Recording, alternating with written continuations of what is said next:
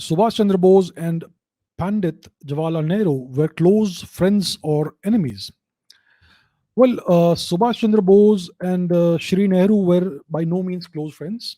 They were competitors, they were rivals. Uh, the great Mr. Nehru was, you could say, he was under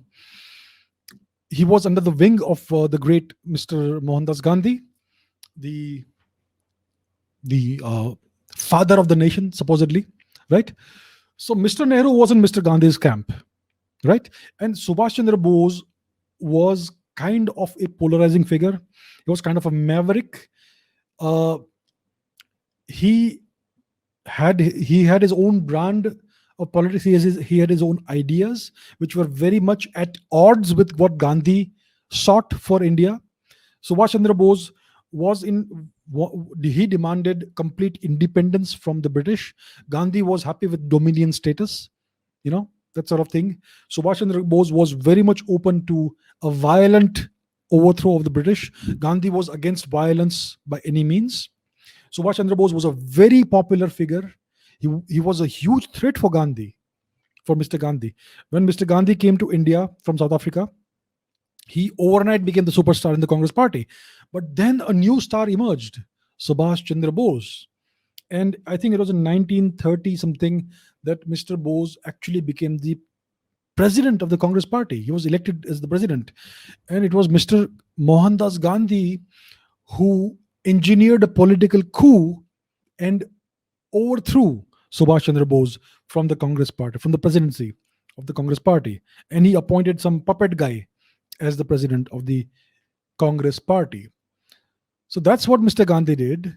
He engineered a political coup to overthrow Subhash Chandra Bose and Mr. Nehru. Mr. Nehru was never a great leader, a great politician, a great anything. Mr. Nehru, I regret to say, was a very mediocre individual. Right? They respected Shri Nehruji.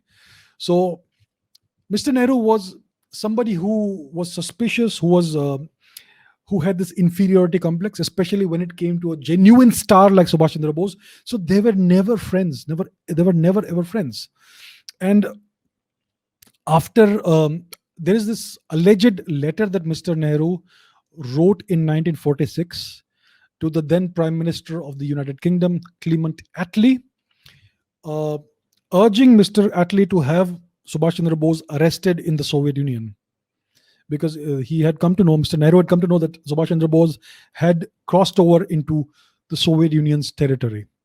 So it is alleged, there is this alleged letter that shows that Mr. Nehru wrote to Clement Attlee calling Subhash Chandra Bose a war criminal and urging the UK's Prime Minister to take some action against Subhash Chandra Bose. Now, many people claim this letter is fake. Many people say it's true. Until the government releases all the records, we will not know for sure. But it is well known that Mr. Nehru did not like Subhash Chandra Bose. He was an enemy of Subhash Chandra Bose. After Mr. Bose's alleged death, it is also well known that after India's independence, Shri Nehruji had spied upon Subhash Chandra Bose's family for many years. So it's clear that they were never close friends or friends of any kind. They were political rivals.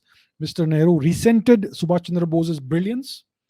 And Subhash Chandra Bose was everything. He was basically the polar opposite of Nehru. He was a genuine leader. He was a man who inspired devotion in the people. He was a man for whom people gave their lives when fighting for the Indian National Army. He was a man who put his life on the line, Subhash Chandra Bose. He was a man who put his reputation on the line for the sake of his country. He was willing to ally with the Japanese and with Hitler in order to defeat the British. So he put his entire reputation on the line for the sake of his country. He did not care if his reputation was turned into dust, as long as he was able to free his country. Mr. Nehru was the opposite of that. And therefore, they were never close friends. They were enemies. They were rivals. Mr. Nehru, well, hate is a very strong word, but he, I would say, disliked Mr. Subhash Chandra Bose.